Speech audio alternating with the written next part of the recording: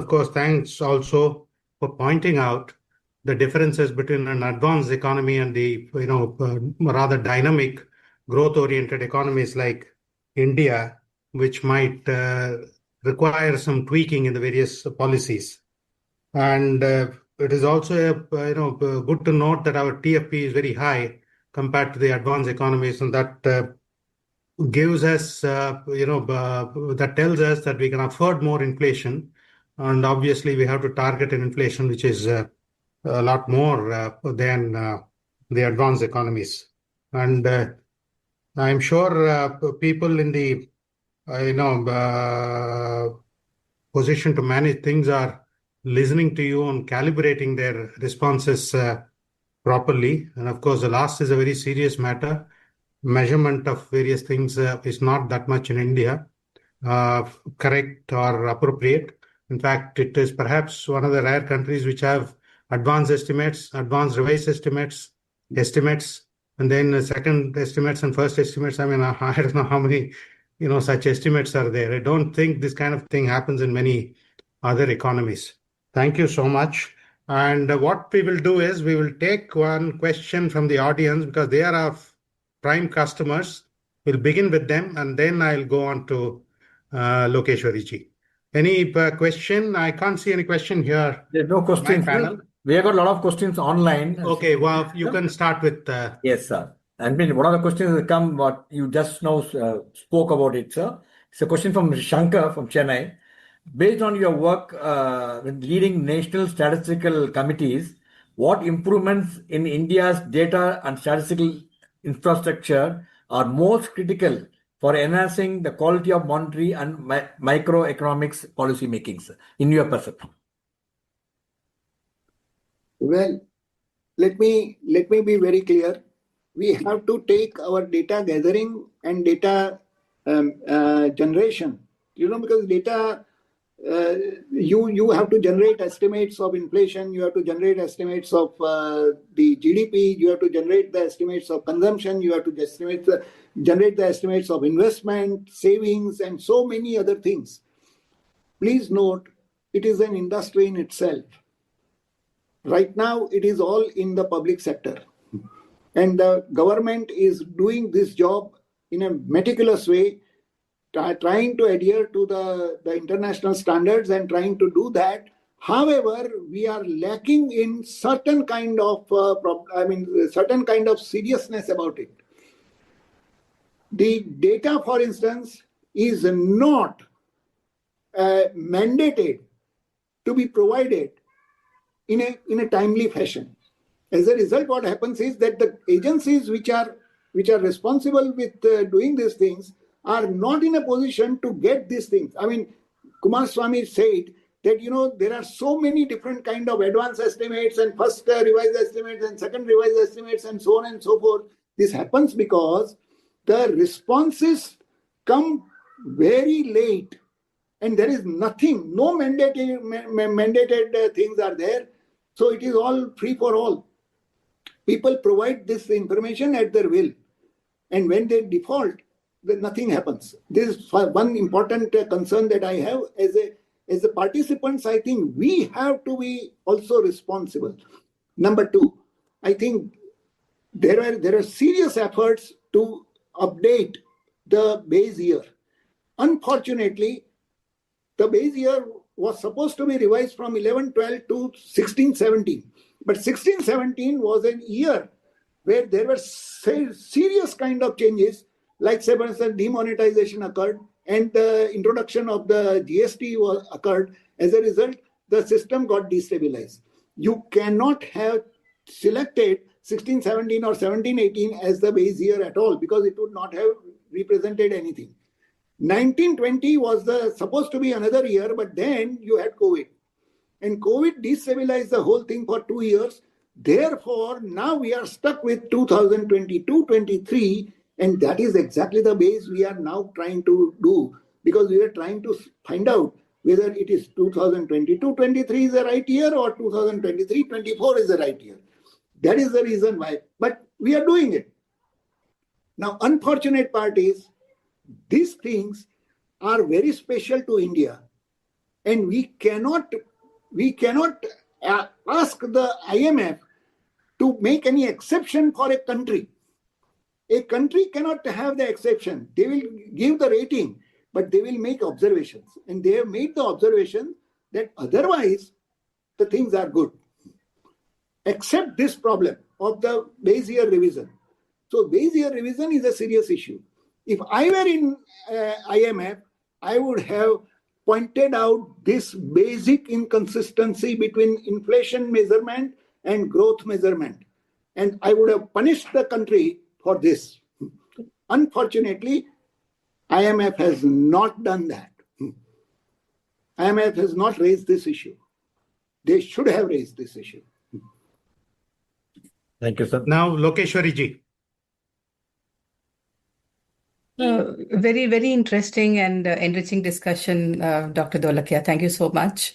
I'd like to ask you that since 2017, when the flexible inflation targeting regime was introduced in the country, 16, yeah. So inflation has been rather under control. The volatility has kind of come down is what we have been observing, maybe because of other reasons as well. And most central banks are now talking mainly about price stability rather than growth. They go first after price stability. But now you're saying that, but given all these, the way the problems with the whole, the structure of this FIT regime itself, you're saying it's better to look at growth. So what are the changes that you suggest that should be done? But do you think FIT is a good idea? Should we continue with it? But what changes need to be done so that we can go forward with it? Because it seems to be helping the country, isn't it, in some way? Absolutely, absolutely. So on the face of it, I would say FIT is not a bad thing at all for the country. In fact, it was a very, very important economic policy reform that the IMF and World Bank both recognized at that time as the second most relevant reform after GST. So they said the GST introduction was the most relevant reform. The second reform was inflation targeting, flexible inflation targeting. And that is how we were rated higher in terms of the economic policy reforms and all that. This is important. I'm not against inflation targeting in that sense of the term, but as I said, what you need to do is put all the 4 targets together, work out a synchronized, collaborative kind of an effort to set different targets for different purposes. I think you cannot have 8% growth with 4% inflation. It is impossible. With the remaining 2, the fiscal deficit and the CAD target to be around 2.5%, and for in fiscal deficit around 6%, you cannot have the target of 4% inflation to achieve 8% rate of growth. Out of question. Now, if you do these things, you are destabilizing the system. I mean, who is going to listen to that? The unfortunate part is that when you do the data analysis is based on the wrong measurements. So even that is not helping you. With the wrong measurements, my estimate of threshold inflation was turning out to be 5.4%. If I correct for the measurement, very back on the envelope kind of a thing, then it will turn out to be around 4.8% inflation, correct? But that is the type of target that I would do. So if I have to now revise the inflation targeting, which is due in March 2026, it will be revised again. But at that time, again, we'll be talking about the bandwagon. That, you know, if I change the target, I'll lose the customers and investment. That is not the concern. The concern is what is the right kind of target. The right kind of target for me, I would rather say, rather than a target, I would put a band of a small band. 4 to 5% is the inflation target with a tolerance band of 3 to 6%. So if you are asking me what would I do under these circumstances, this is what I would do. Let me give precedence to... I'm not sure. Do you have any... Yeah. We No, got, no, that's enough. Thank you so much. Let me give precedence to Dr. Charan Singh now. Dr. Charan Singh, you can unmute yourself and put on the video. Yes, sir. Thank you. Go ahead, sir. You can unmute, please. Yes. Listening to Dr. Dholakia, always a pleasure. A clear, absolutely clear strategy, a very clear thought. Dr. Dholakia, I totally support your view, except a minor tweak. The inflation target regime is now totally for review. If we are, and you are so correct in mentioning, achieving a 8% to 8.5% potential growth that we have, we'll never be able to achieve with the 4% target. You are so correct. My thought was this Viksit Bharat has been introduced by the Prime Minister only by 2025. Now, though he has been talking about it for about a year, the inflation target predates this. And inflation target, as you rightly mentioned, was celebrated by the IMF. And anything which is celebrated by the IMF, I'm not always sure is good for us. Right? So my view would be, and going by your own research and going by my own little research, I would say 5 to 7% inflation target, the band, would be better because you found in your research the threshold level of 5.5%. And I looked at a 30-year average and found that 6% is where the inflation galvanizes. In a young demographic India, with only 20-year window available to do whatever we want to do with our young demographic, we don't have too long a time. IMF has been here for 75 years, will be there for next 75 years. We'll please the IMF after 2047 that we have come back to your inflation target of 2% or 3%. But I think right now, our focus should be our youth. And we cannot strangulate growth. Now, quite a bit, I understand people here understand economics. My understanding is we have already done sacrifice ratio of 3% per year. That's not what we can afford. We cannot afford for the next 20 years.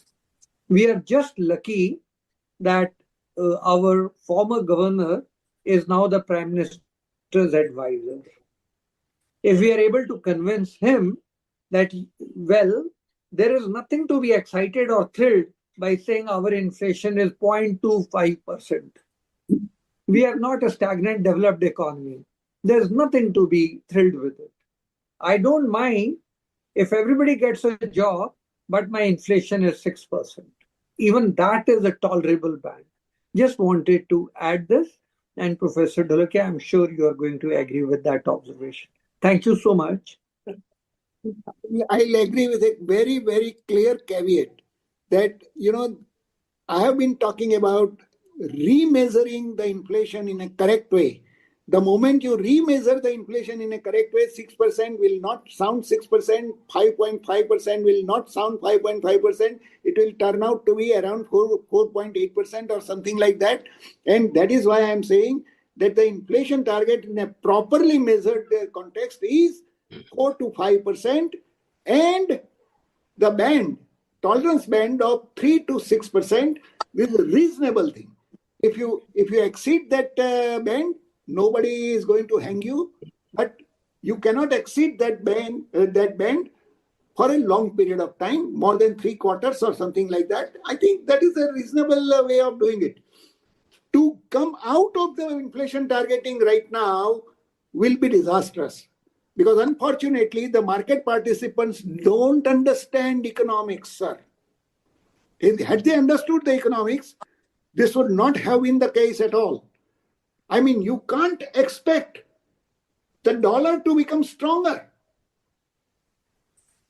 What is their economy? What is happening to the American economy and whatever surrounds the dollar? So nothing supports that. Nothing supports that.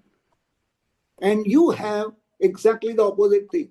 We are facing the music in terms of the financial non-stability on account of the sharp depreciation. Sir, why? In fact, all the basic fundamentals show that our rupee is likely to appreciate in the longer run. And longer run is not very long run.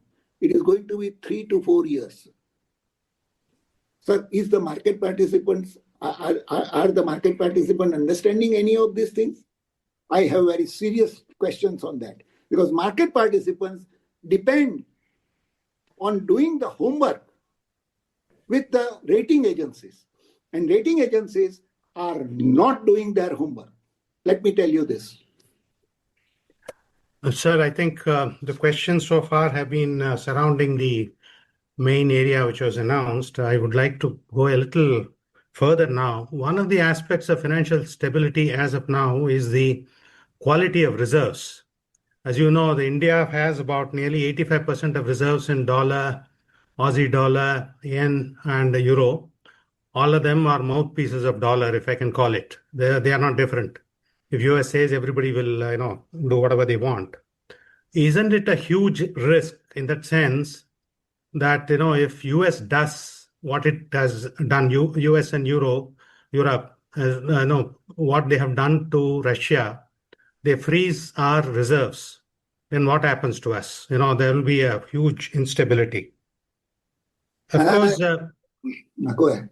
Yeah, of course, Russia has now retaliated. If you freeze our 300 billion, I will freeze your 1 trillion of investments, private investments in Russia. And he has taken the measures and he has already got it passed, I think, through his whatever is a local forum of parliament. That is fantastic. But I think I'm going beyond a point which I had made in the opening remarks. Is dollar itself worth it? Will they be in a position to, even raise, enough dollars to repay their own, maturing debts? In fact, I am told that they are even crawling at the feet of Venezuela now to supply them, cheap oil. This is the, development of the last 1 week to 10 days. So if that is the case, if US will find it difficult to raise that 2.5 or maybe even 3 trillion of deficits for their own use, what is going to be the future of dollar itself? That is my question. The entire 500 and 464 out of that, rather about 660, 567 out of that 668 is, I'm counting out the SDRs, is in, currencies. Is, Reserve Bank, doing anything about it and, in a calibrated way so as to remove this disturbance is my question. See, it's a good question. Your observations are reasonably valid. In fact, I would say that the dollar weaknesses are very clear.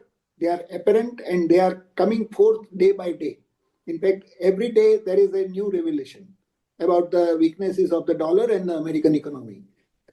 I think there is some kind of a bite which is in circulation in the social media. Very many people must have watched that also. That there is a history and there are cycles about the dominance of a currency. Dollar has dominated the world currency for a long time, but now it is almost on the verge of completing its average period. That means that, and fortunately or unfortunately, the weaknesses have started coming out. I mean, just as in the past, other currencies were dominating the world and their weaknesses came out and they had to give way to the other currencies. Right now also, dollar has the same kind of things coming out.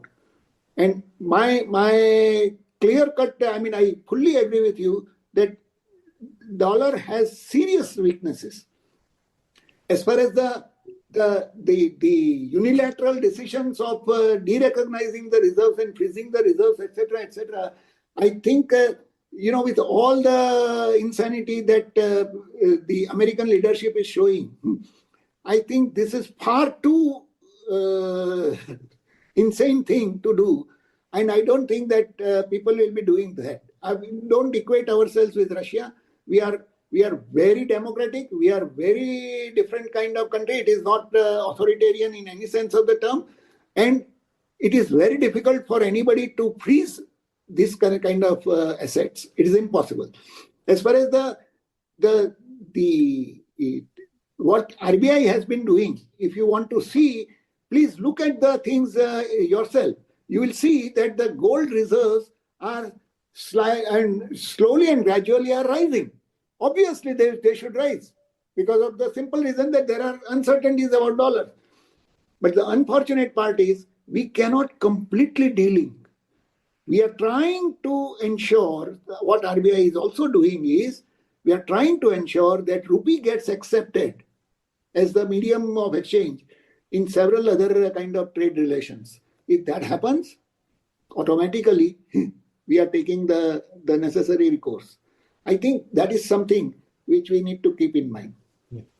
Sir, next is a question through the media from one Miss Malvika. Sir, I have a question. Given the uneven burden of inflation across diverse income groups and regions, how should monetary policies and fiscal policies be coordinated to mitigate distributional harms while also preserving macroeconomic stability? Excellent. Please note that monetary policy is not expected to talk about the inequalities. You are referring essentially to the inequalities. The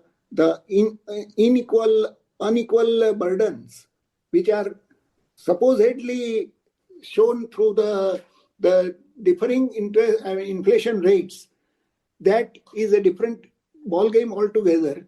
But please understand and note, we have done some research on this, and I think Piketty has done a lot of research on this inequality question. And what we have found is, using his own data, using his own thing for the Indian economy over the period of time, we are showing that inequalities have nothing to do with the growth on one hand and inflation on the other hand. That means higher inflation leads to higher inequality is the wrong thing. Higher growth leads to higher inequality is the wrong thing. Higher growth leads to lower inequality, again, is not supported. Higher inflation leading to lower inequality, again, is not supported. That means that inequality and inflation, inequality and growth are very different, distinct things. Now, please understand, monetary policy is not the means to address the inequality issues. Inequalities are better addressed directly by the fiscal policy. And that is what is being done of late. After 2022-23, in fact, after COVID, you find that the inequalities in India have sharply fallen, because there is a lot of free food and other things which are being targetedly given. And this has worked, I think. So please understand that this differing inflation rate across different items is not the concern that can be handled effectively by the Reserve Bank of India or RBI for monetary policy. There is no way of doing it. There is no theoretical framework or no theoretical way. Lokeshwari ji, you had some question about the public debt and the instability it can create. Yeah, but I thought I'll ask rather something on the exchange rate. Okay, you Change my can, yeah. mind, staying with the rupee and all that. Yeah. So you said that exchange rate is used to control the money supply in a theoretical format and so on. But rupee, if we see over the last 20 years, it's depreciating most of the time. Like annual average depreciation of rupee over 20 years is 5% annually. And last 10 years is 3.5%. It keeps falling. And last 10 years, only 1 year it is appreciated. And RBI stated policy is that it will only intervene to contain the volatility in the rupee. That's what they keep saying every time we ask them this question. So what exactly, is there some unstated kind of policy that they are more comfortable with a depreciating rupee rather than appreciating rupee? Is there, or is it's happening because what you're saying, because of the problems in the way they're going about the monetary policy itself? Is the rupee depreciation an outcome of that? No, No, it is not an outcome of the monetary policy at all. Because, right now the rupee is depreciating. I mean, it's a very surprising thing and very, in a way, inexplicable kind of a thing. Why is it depreciating? Just because of the expectations, nothing more than that. There are wrong things which are being emphasized by people in a wrong way. Like, say, for instance, there was a huge media coverage and everything regarding the Trump tariff. Now, what is the exact implication? What are the exact things? RBI itself has studied this question thoroughly. And what it talks about, it says that with all the things happening, the impact of Trump tariff will be hardly 20 basis point negative, okay, on the growth. On the other hand, the positive effect of the GST reforms, okay, will be in the range of 50 to 60 basis point. I mean, rather than emphasizing these matters, people are unduly focusing. Every day you start the TV, you start any other thing, and people talk about what the new dream that the Trump has seen after waking up in the morning. And it is only those news items which are, it is creating a sort of a panic. I don't know whether the market participants are intelligent enough to discount some of these kind of panics. I don't know. Okay. I start having doubts about the intelligence of some of our very big market players.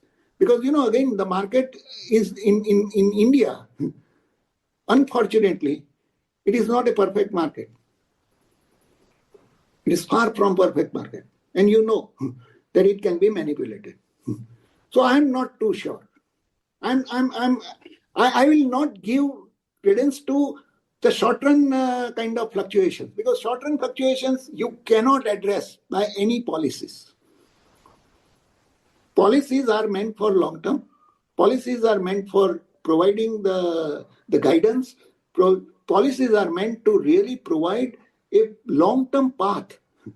I think the short-term fluctuations and short-term things are better left to the market. So what are the basis on which you said rupee should appreciate in the next 3 to 4 years? Because our growth rate has been phenomenal. In spite of the fact, suppose 8.2% you don't believe, don't worry. 7% you believe, right? 7% versus 2%, you can see the difference. Now, this difference is largely in terms of productivity growth. So that means that our inflation rate of something in the range of 4.5%, right? And their inflation rate right now is around 3%. It is not 2% anymore. It is 3%.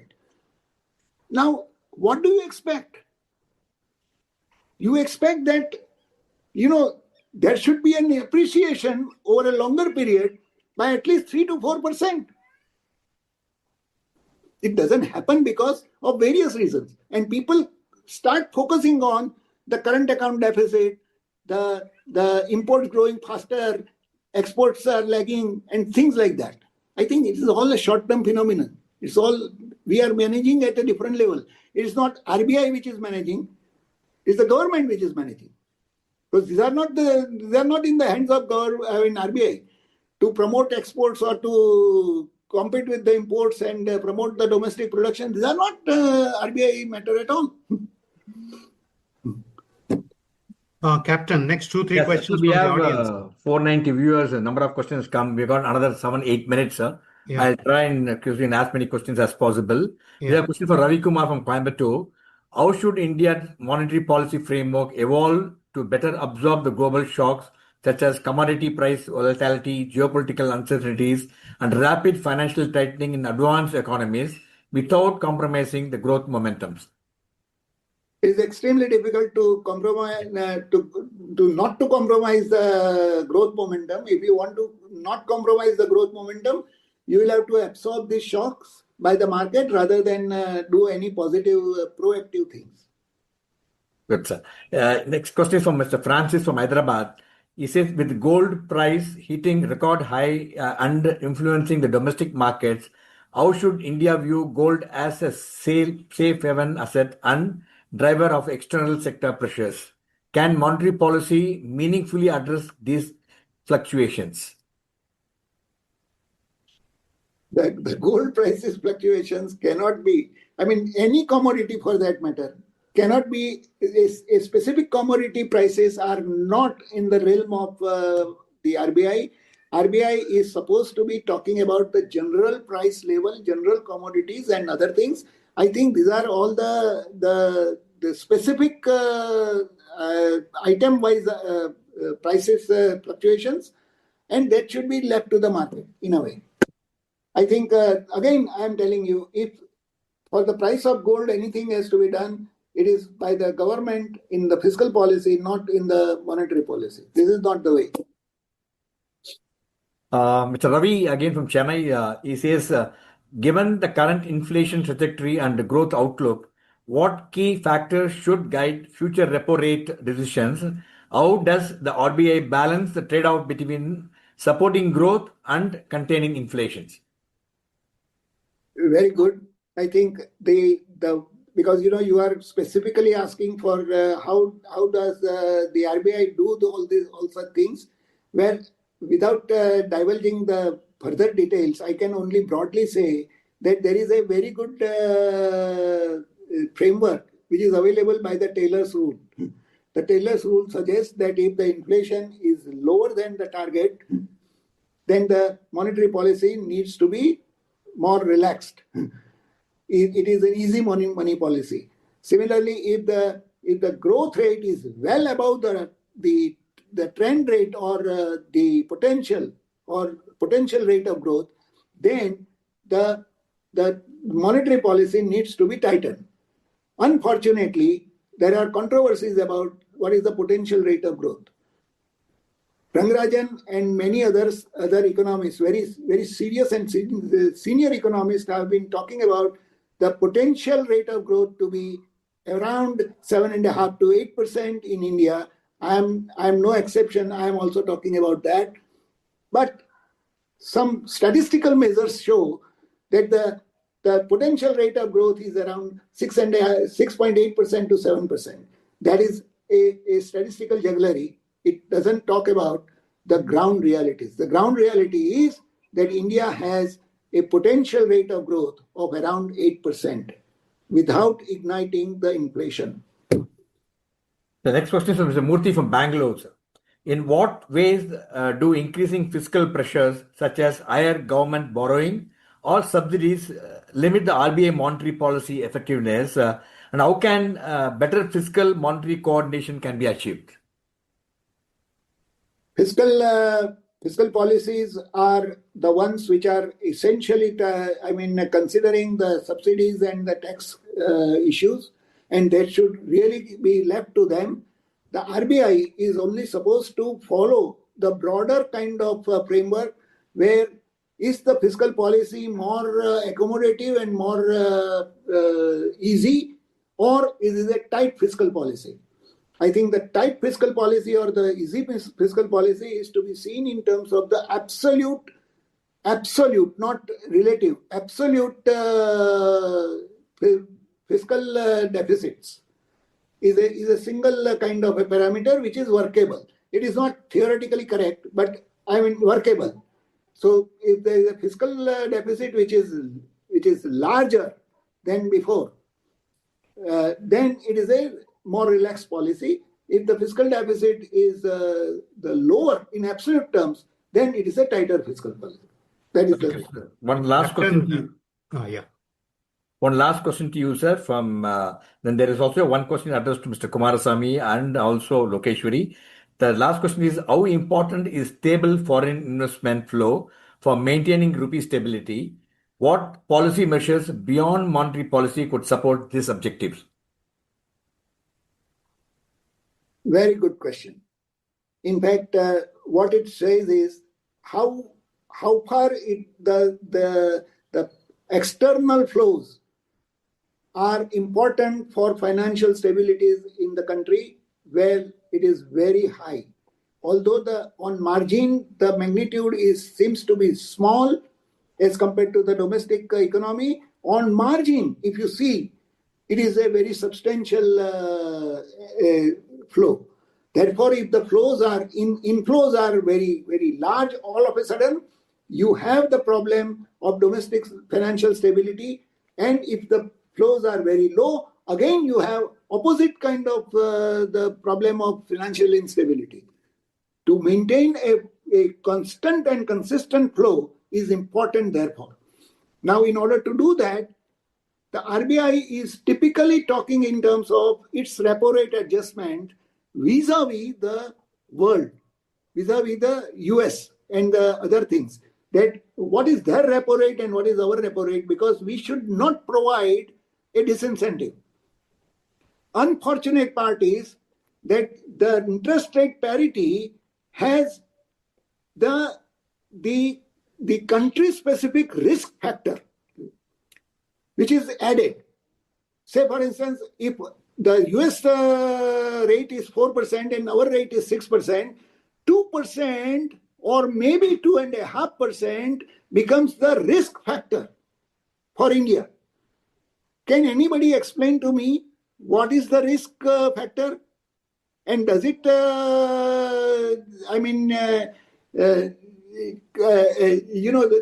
it justify a 2.5% type of a factor? Sir, are we that poor in terms of the economy? Is our stability not there? Is our performance not there? Then what is that? It is only because the rating agencies are giving us BBB and BBB plus, whereas US, with all the blunders on earth, they get A, AA and things like that. Sir, why should that happen? Why should that happen? If it is a forward-looking thing, then look at the forward things. Sir, is there any possibility at all for the US debt to come down?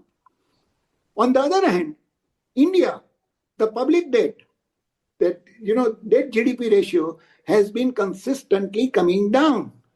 After a hike during the COVID period. COVID period was not within our control. But thereafter, it has been significantly coming down. So, what is the future trajectory, sir? That is the reason why I'm a bit disappointed by the rating agencies on one hand and our own people interpreting those things on the other hand. And anyway, the foreign investors are very clear, sir. If they are the portfolio investors, they are the fair weather friends. If they are the FDI investors, the real investors, they are the ones whom we should really worry about. And my only concern is that we are offering the best kind of environment for any permanent friends, which means the FDI. This is the best destination right now in the world. Excellent, sir. One last question, quick response from one Lokeshwari, one for Kumaraswamy. Here a question from Sri Kumar to Lokeshwari. Monetary policy decisions can become complex and technical. What role does the responsible financial journalism play in shaping public understanding and expectations around inflation, interest rates, and financial stability? That's what Professor Dolokia also mentioned about it. Go ahead, madam. Yeah, I think it's up to us to really explain it in a simpler form that the common people can understand. I know that some of them is very complex, even we cannot understand. We try our best and listen to people like Dr. Dolakia to understand it, and we do our best. I have suggested to the RBI itself also that why can't they put out explainers, maybe in regional languages also, maybe do short videos. Because I think in the RBI, you have so many people who are so intelligent and you have a very good workforce. So, sir, maybe you can put it across to them, to even educate us or even train the media. RBI should be doing that. Yeah. I'll take this suggestion very positively. I'll try to do something. Thank you. Here's a question to Chairman Kumaraswamy, sir. From your experience observing communities across India, what behavioral or structural factor do you believe are underestimated in the current understanding of inflation and household financial stress? I have no answer to this complicated question, but I would answer an analogous question. First of all, there is no monolithic inflation figure which is going to work for everybody. That's for sure. Inflation in Madurai will not be inflation in Chennai, and it will not be in Agra. That's for sure. So how it affects each different class is going to be further going to be very, very fragmented. In fact, I was to ask a professor one question about pensioners inflation index. In fact, you look at the pensioners like me, we have a roof over head, so housing inflation doesn't really concern me. After work, I've stopped traveling, so I mean, day-to-day travel to office, so no fuel inflation for me. Food nowadays, the second or the third, if any of the restaurants threaten a second or third roti, I run away from the table itself. That is, the consumption is more governed by need to control weight and, dieting, etc. The thing which is affected by inflation is only the medical expenses. So far, I've been, lucky there, but that will concern all this one. If one of the arguments given for high and low inflation is pensioners' interest versus employment or beginners, people looking for, jobs, is it not time to construct a pensioners index and use that as the basis? At least give a weightage. I'm not saying that 100% weightage should be given. Give a due weightage to that inflation as well as the headline inflation or the GDP deflator, if it has to be corrected, as the basis for monetary policy and fixation of the central targets rather than currently. I mean, the 4%, the way it is justified, I'm not very satisfied or convinced, but that's a matter for a different day. So that's the answer I can give at this stage to the rather complicated question for me here. Thank you. Thank you, sir. I think we have really run out of time. And thank you, Mr. Dolakia, for an outstanding, great insights. It's so inspiring. We are only feeling disappointed why we have come to the end of the program. We could have carried on for some more time to understand more. And also thank you, Mr. Kumaraswamy, for facilitating Mr.